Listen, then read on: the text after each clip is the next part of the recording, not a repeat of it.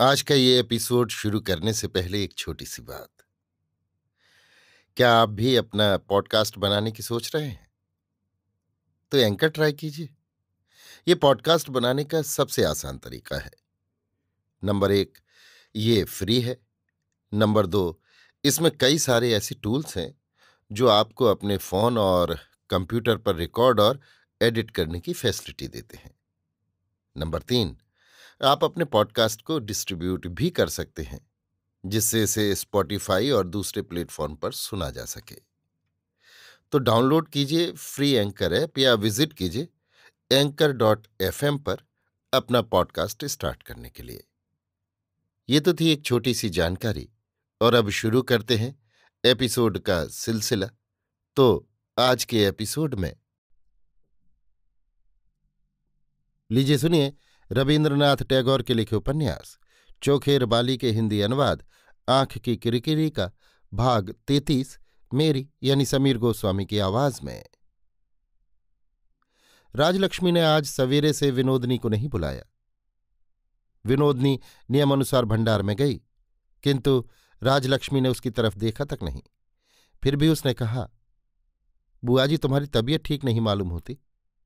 ठीक रहे भी कैसे? कल रात को लाला जी ऐसी करतूत कर बैठे कि जिसका ठीक नहीं। एकदम पागल की तरह चले आए। मुझे तो फिर नींद ही नहीं आई। राजलक्ष्मी मुंह भारी किए बैठी रही, हाँ या ना कुछ जवाब ही नहीं दिया।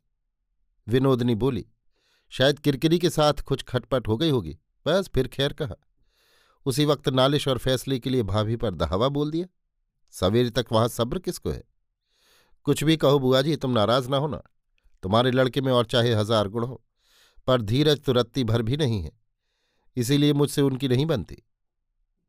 राजलक्ष्मी ने कहा, बहू तुम झूठ बक रही हो, आज मुझे कुछ भी अच्छा नहीं लग रहा। विनोदनी ने कहा, मुझे भी कुछ अच्छा नहीं लग रहा बुआ जी। तुम्हारे मन को चोट पहुंचेगी, इस डर से झूठी बातों से तुम्हारे लड़के के दोष ढकने की कोशिश कर रही थी मैं, पर बात ऐसी है कि ढकी नहीं जा सकती। राजलक्ष्मी ने कहा, अपने लड़के के दोष गुण मुझे सब मालूम है, पर तुम ऐसी मायावनी हो ये मैं नहीं जानती थी। विनोदनी कुछ कहने के लिए उद्यत हुई और उसी क्षण अपने को संयत करके बोली, सो तो बात ठीक है बुआ जी, कोई भी किसी को नहीं जानता। अपने मन को भी क्या सब जानते हैं? तुमने क्या कभी अपनी बहू से द्वेष करके इस मायावनी के जरिए अपने लड़के का मन बहलाना नहीं चाहा था? एक बार जरा सोच कर देखो। राजलक्ष्मी सहसा आग की तरह उद्दीप्त हो उठी, बोली, अभागिन कहीं की, लड़के के संबंध में मां को तू इस तरह बदनाम करती है, तेरी जीभ क्यों नहीं गल जाती? विनोदिनी ने अविचलित भाव से कहा, हम औरतों की जात ही मायावनी की जात है। मेरे अंदर क्या माया थी सो मैं नहीं जान सकी, पर तुम जान गई, और तुम्हारे अंदर क्या माया थी सो तुम नहीं जान सकी, मैं जान गई। पर माया थी जरूर, नहीं तो ऐसी घटना हरगिज नहीं हो सकती थी। जाल मैंने भी कुछ जानकर और कुछ बिना जाने बिछाया था, और जाल तुमने भी कुछ जानकर और कुछ बिना जाने बिछाया था। हमारी जात का धर्म ही ऐसा है, हम सब मायावनी हैं। मारे क्रोध के राजलक्ष्मी का कंठ रुक आया, उनके मुंह से कोई बात ही नहीं निकली। जल्दी से वे वहां से उठकर चली गईं। विनोदनी उस निर्जन कोठरी में बहुत देर तक स्थिर खड़ी रही। उसकी आंखों से चिंगारियां सी छूटने लगीं। सवेरे का घर का काम धंधा हो चुकने के बाद राजलक्ष्मी ने महेंद्र को बुलवा भेजा। महेंद्र समझ गया कि कल रात की घटना के विषय में उससे पूछताछ की जाएगी। इससे पहले विनोदनी से उसे अपने पत्र का उत्तर मिल चुका था और उससे उसका मन अत्यंत विकल हो उठा था। उस आघात के प्रतिघात स्वरूप उसका संपूर्ण तरंगित हृदय विनोदनी की ओर जोर से दौड़ा चला जा रहा था। उस पर फिर मां के साथ उत्तर प्रत्युत्तर करना उसके लिए असाध्य था। इसलिए इस समय उसके लिए आवश्यक हो गया कि वो घर से कहीं दूर जाकर सब बातों पर ठीक से विचार कर देखे। उसने नौकर से कह दिया, मां से जाकर कहना, आज कॉलेज में मुझे एक जरूरी काम है, अभी जाना है, लौटूंगा तब मिल लूंगा उनसे।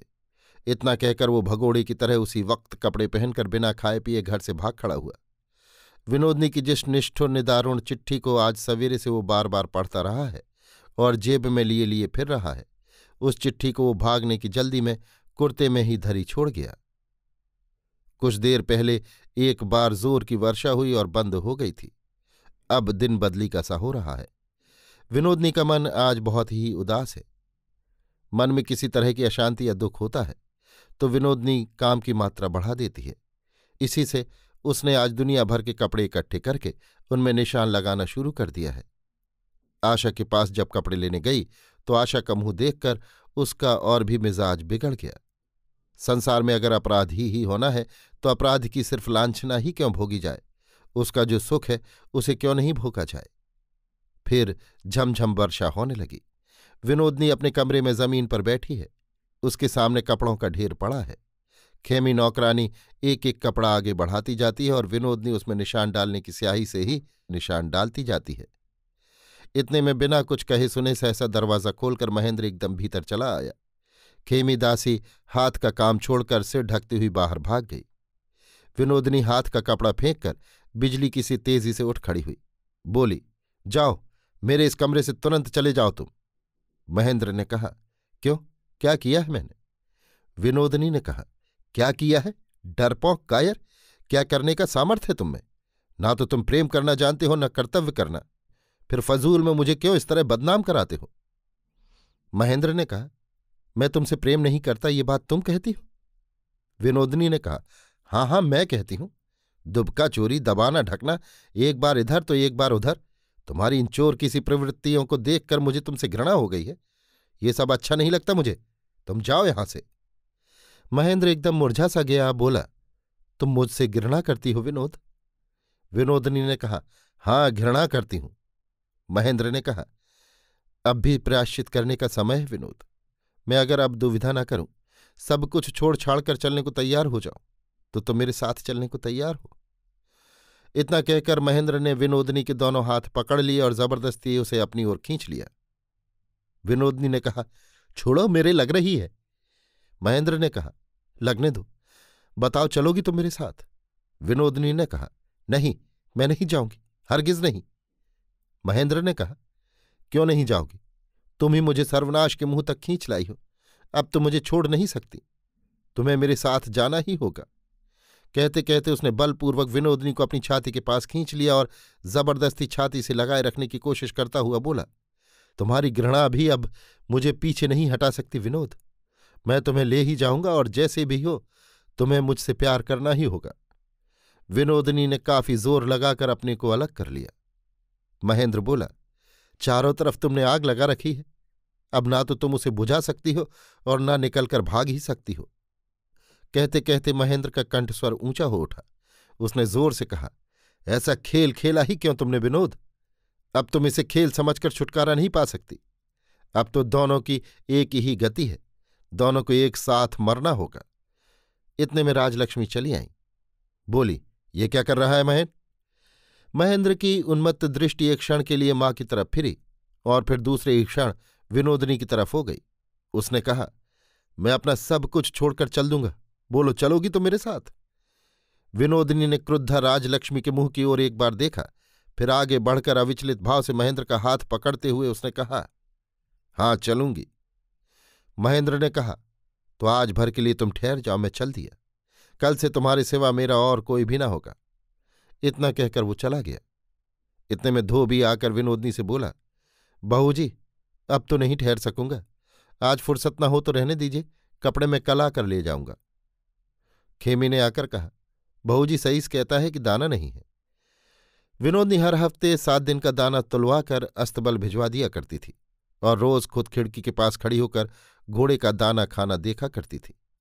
इतने में गोपाल नौकर आ गया और कहने लगा, बहू जी, झंडू आज साधु दादाजी से लड़ पड़ा, कहता है उससे मिट्टी के तेल का हिसाब ले लिया जाए और उसे नौकरी से छुट्टी दे दी जाए। घर गृहस्थी का सब काम पहले जैसा ही चलता रहा। अभी आप सुन रहे थे रबीन्द्रनाथ टैगोर के लिखे उपन्यास चोखेर बाली के हिंदी अनुवाद आंख की किरकिरी का भाग 33, मेरी यानी समीर गोस्वामी की आवाज में।